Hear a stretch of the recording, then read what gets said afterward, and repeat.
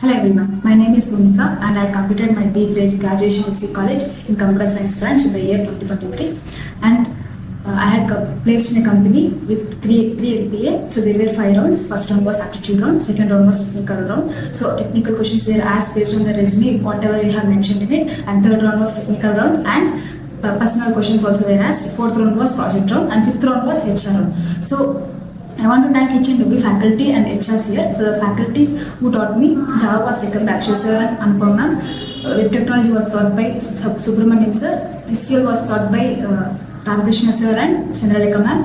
React.js was taught by Salman sir and Nandita ma'am. So here in project round, Gagan sir took time and taught me. So he given his time and with patience he taught me a lot. So I want to give a special thanks. I want to tell him a special thanks that Gagan's thank you. And guys who are attend Jspiders, so I want to tell them that be confident enough. Please make sure that you attend the classes regularly and attend the grooming classes, give mocks, give presentation classes, be regular to the classes, fix a goal that I want to complete it and be confident enough. Thank you everyone.